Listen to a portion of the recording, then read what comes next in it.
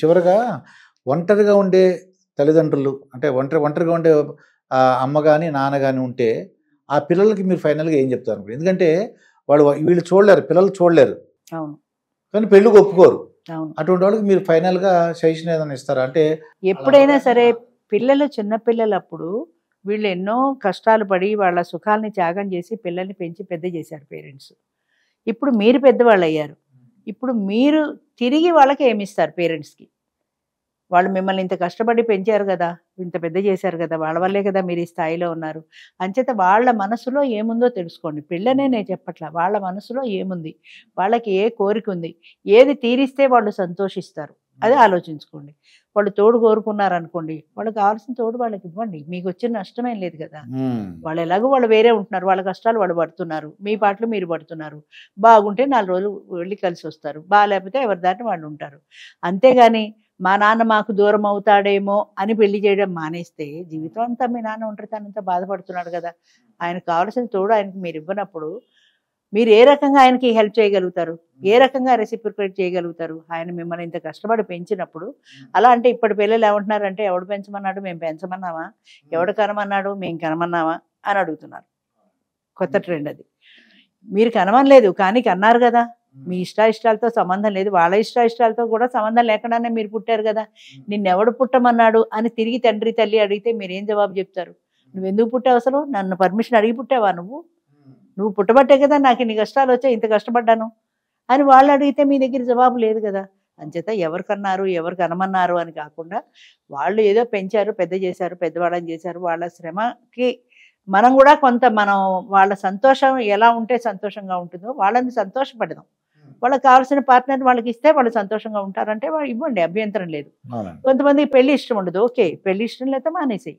చేసుకోవాలంటే మాత్రం నువ్వు మా గురించి నువ్వు కంట్రోల్ చేసుకోక్కర్లేదు అని వాళ్ళకి అవకాశం కనుక పిల్లలు ఇచ్చినట్టయితే ఎంతో మంది పెద్దవాళ్ళు ఇంకా బయటకు వస్తారండి, ఎంతో మంది జంటలుగా మారుతారు. కేవలం పిల్లల భయం వల్ల, మొన్ననే మా దాంట్లో సెటిల్ అయ్యారు ఇద్దరు, పేర్లు గుర్తులేవు నాకు, మాట్లాడుకున్నారు, పెళ్లి చేసుకుందాం అనుకున్నారు, అంతా ఫైనల్ అయింది.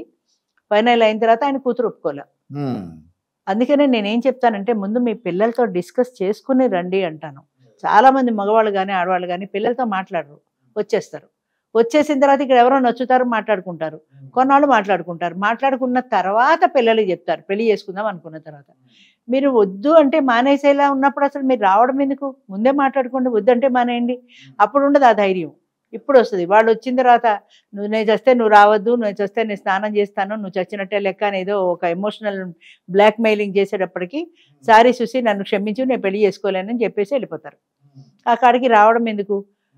ఒక ఆమె ఉంది మాకు, ఇప్పుడు లేదు, ఆవిడ వెళ్ళిపోయింది. ఆమె ఇలాగ ఎవరో ఒక డాక్టర్, ఎండి డాక్టర్ని తో మాట్లాడుకుంది, పెళ్లి చేసుకుందాం అనుకున్నారు ఇద్దరు. రోజు ఫోన్ చేసేవాడు, రాత్రి 8కో 9కో ఆయన ప్రాక్టీస్ హడావిడంతా అయ్యాక ఇంటికి వచ్చి రాత్రి పడుకునేటప్పుడు ఫోన్ చేసేవాడు, రోజు మాట్లాడుకున్నారు. 3 నెలల్లో ఏమో అలా మాట్లాడుకున్నారు. మాట్లాడుకున్న తర్వాత ఒకరోజు నా పిల్లలు ఒప్పుకోవటం లేదు, వద్దంటున్నారు, సారీ అన్నాడు, ఫోన్ పెట్టేశాడు సడన్గా. ఆ రోజు నుంచి మళ్ళీ ఫోన్ చేయలే. ఆవిడ చెప్పింది, ఆవిడ పడ్డ బాధ, మానసికమైన బాధ. నేను ఫోన్ చేస్తుంటే నాకు ఫోన్ రింగ్ అయ్యేదండి చెవిలో. ఆయన ఫోన్ చేశారేమో అని తింటూ పరిగెత్తుకు వెళ్ళి చూస్తే ఫోన్ లేదు. అంటే ఈవిడ ఫీలింగ్ అనమాట. ఆవిడకి రోజు ఫోన్ చేసే అలవాటున ఆ ఫోన్ వస్తున్నట్టే, రింగ్ అవుతున్నట్టే శబ్దం వినిపించేది. బాత్రూంలో ఉంటే రింగ్ అవుతుంటే పరిగెత్తుకు వస్తాను, టాయిలెట్లో ఉంటే పరిగెత్తుకు వస్తాను, భోజనం చేస్తుంటే పరిగెత్తుకు వస్తాను. 3 నెలలు నేను నరకం అనుభవించా. 3 నెలలు ఆయనతో మాట్లాడితే 3 నెలలు మర్చిపోవడానికి. ఆయన ఫోన్ చేస్తున్న ఫీలింగ్, ఇంకా ఆయన వచ్చిన ఫీలింగ్, ఆయన మాట్లాడుతున్న ఫీలింగ్, అంతగా ఇష్టపడింది ఆవిడ. కానీ ఎంత ఆవిడకి దగ్గర 60 ఏళ్ళు ఉన్నాయండి. 60 ఏళ్ళు ఉంటాయి. 60 ఉన్నాయి. 60లో 20 ప్రేమ వచ్చింది మరి. అంత ఇష్టంగా మాట్లాడాడు ఆయన. అంత ఆడవాళ్ళలో ఒక బలహీనత ఉంటుందండి, చాలా ఎమోషనల్ ఉంటారు ఆడవాళ్ళు. 2 మంచి మాటలు చెప్తే టప్మని పడిపోతారు. వయసు సంబంధం లేదు అక్కడ, 60 16 అన్నది మనం ఆలోచించక్కర్లేదు. ఏ వయసు అయినా సరే. అందులో ఒంటరిగా ఉన్న వాళ్ళు ఏంటంటే ఒక ఆత్మీయమైన పలకరింపుకి లొంగిపోతారు. పలకరింపు కోసం కరువాచిపోతారు వాళ్ళు. ఆప్యాయంగా ఒక మనిషి పలకరిస్తే చాలు, నువ్వు ఎలా ఉన్నావు అని పలకరిస్తే చాలు, అబ్బా నా మంచి చూసుకున్న వాళ్ళు ఒకళ్ళు ఉన్నారు కదా అని ఈజీగా పడిపోతారు. 16 ఏళ్ల పిల్లని పడేయడం ఎంత తేలికో 60 ఏళ్ల వాళ్ళని పడేయడం కూడా అంతే తేలిక నా దృష్టిలో. ఎందుకంటే అందులో వయసు తేడా తప్ప మనసులో తేడా లేదు. వాళ్ళ మనసులో ఇప్పటికీ ఆ ఎమోషనల్ రిలేషన్ అలాగే ఉంది. ఆ ఆత్మీయమైన పలకరింపు కోసమని వాళ్ళు ఇప్పటికీ కరువు వాచిపోయి ఉంటారు. ఎవరైనా వాళ్ళు ఆత్మీయంగా పలకరిస్తే టప్పని పడిపోతారు. అది మాత్రం మనం కాదనడానికి లేదు. పిల్లలు పెద్దవాళ్ళు మరిగా కంపానియన్ చేసుకోవడం కానీ తోడు చూసుకోవడంలో అది పిల్లలకే హెల్ప్ఫుల్గా ఉంటుందని నా ఉద్దేశం అండి. ఎందుకంటే అసలు విషయం ఏంటంటే వీళ్ళు వద్దన్నారు కానీ నిజంగా వాళ్ళకే హెల్ప్. ఇప్పుడు సడన్గా ఒంటరిగా వదిలిపెట్టి పోవడం ఎన్న వాళ్ళు బయట పోతారు, అప్పుడు ఒంటరిగా ఉన్న వదిలిపెట్టడానికి వాళ్ళ గురించి బాధగా ఉంటుంది. ఏదో తోడుంది కదా అని చెప్పి వాళ్ళు ధైర్యంగా వాళ్ళ పనులు చేసుకోవచ్చు, వీళ్ళకు ఫ్రీగా ఉంటుంది. కానీ వాళ్ళకి అడ్వాంటేజ్, పిల్లలకు కూడా ఇది ఒక సౌకర్యం. వాళ్ళ బరువు బాధ్యతలు కూడా కొంచెం తగ్గినట్టు కనపడుతుందని నా ఉద్దేశంలో. కాబట్టి పిల్లలు దీంట్లో అబ్జెక్ట్ చేయడంలో మంచిది కాదనిపిస్తుంది నాకు. అంటే వాళ్ళ భయం ఏంటంటే సింగిల్ పేరెంట్తో ఉన్న వాళ్ళు ఎక్కువగా ఆ వచ్చే వాళ్ళు మమ్మల్ని యాక్సెప్ట్ చేస్తారో లేదో అన్న భయం ఎక్కువ ఉంటుంది పిల్లల్లో. ఇప్పుడు సవితల్లి వచ్చింది అనుకోండి, నన్ను నా తండ్రిని దూరం చేస్తుందేమో, అలాగే సవితండ్రి వచ్చాడు అనుకోండి, నన్ను నా తల్లినే దూరం చేస్తాడేమో అనే భయాలు ఎక్కువ ఉంటాయి. అదే వయసులో ఈ ఫీలింగ్స్ వస్తాయండి. ఓల్డ్ ఏజ్ లో ఇలాంటి ఫీలింగ్స్ ఉండవు. ఎందుకంటే ఏదో ఎవరున్నా సహాయం చేయనా అంత ఏదో ఎదురు చూస్తుంటుంది మన మనసు. ఎవరు సహాయం చేస్తే వాళ్ళ మనసే బలతీయడం మన మనసు ఉంటుంది ఈ వయసులో. కాబట్టి అలాంటి మనస్పర్ధాలు రావడానికి కూడా తక్కువే. మెయిన్ థింగ్ తోడు అవసరం. నైట్లో, ఎస్పెషల్ నైట్లో మనం బాత్రూమ్ పోవడానికి కూడా సపోజ్ డిజబుల్ కండిషన్లో అప్పుడు కంపల్సరీగా తోడు ఉండాలండి. మనం బట్ట కట్టుకోవడానికి కూడా ఒక మనిషి తోడు ఉండాలి.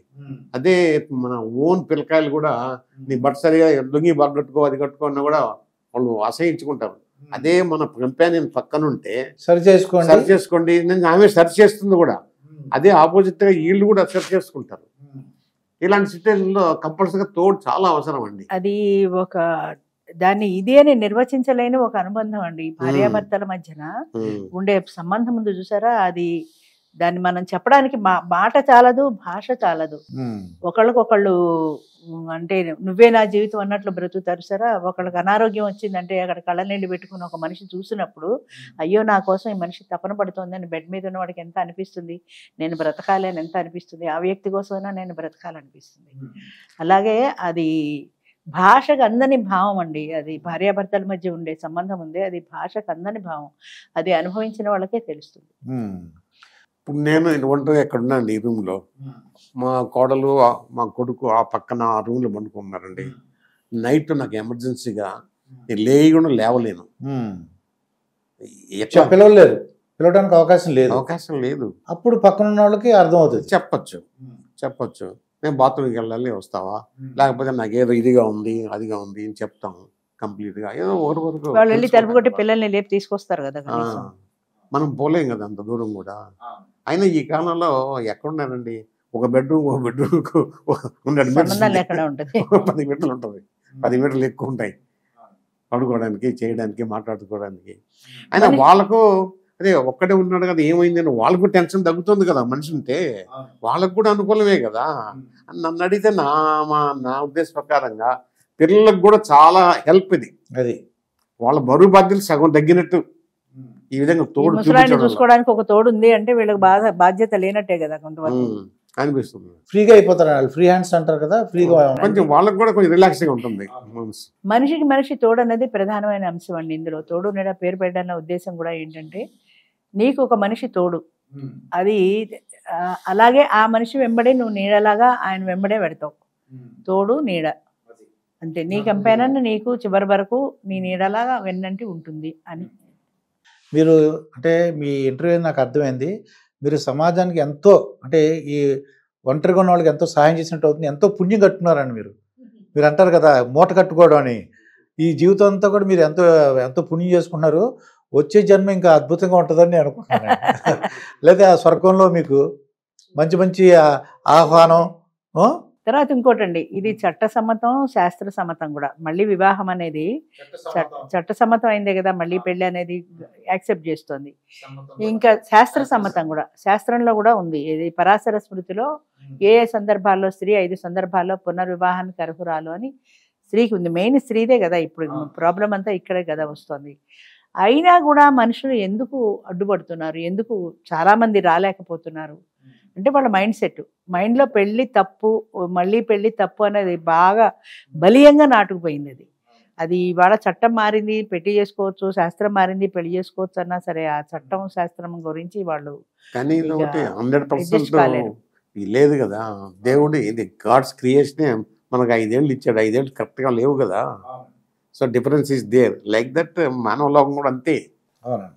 కాబట్టి ఒకడు ఎస్కుంటే ఉన్నా ఉంటాడు, కొంతమంది పర్సంటేజ్. మనకు కావాల్సిన majority which is better we have to accept అంతే.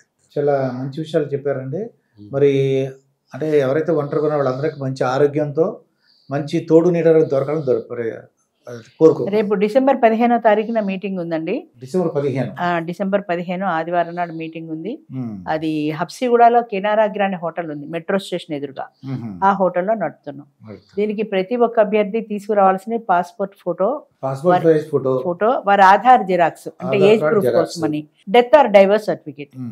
ఈ 3 కంపల్సరీ. డెత్ అయితే డెత్ సర్టిఫికేట్ ఇస్తారు, డైవర్స్ అయితే కోర్టు ద్వారా వచ్చిన డైవర్స్ మాత్రమే వ్యాలిడ్.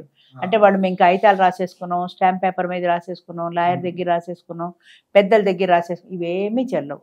కోర్టు ద్వారా వచ్చిన డైవర్స్ మాత్రమే వ్యాలిడ్. ఈ డాక్యుమెంట్లు ఉంటే చాలు, ఇంకేం అవసరం లేదు. డాక్యుమెంట్లు ఫీజు అంతే. హబ్సిగూడ మెట్రో స్టేషన్ ఎదురుగుండా ఉన్న హోటల్ కెనారాగ్ర. ఆ హోటల్లో డిసెంబర్ 15 జరుగుతుంది. పిల్లల నెంబర్ 994. అది నాకు ఇద్దరు కానీ నేను నేర్పిస్తాను. చాలా మంచి విషయాలు చెప్పారమ్మా. నమస్కారం. థ్యాంక్ యూ అండి. నమస్తే అండి. ఇదండి తోడు నీడ ఆర్గనైజేషన్ రాజేశ్వరి గారు, చిన్నయ్య గారితో జరిగిన ఇంటర్వ్యూ. మరొక ఇంటర్వ్యూతో మీ ముందుంటాను. మీ మాస్టర్ దుర్గా ప్రసాద్. నమస్కారం. Okay, thank you. Thank you అండి.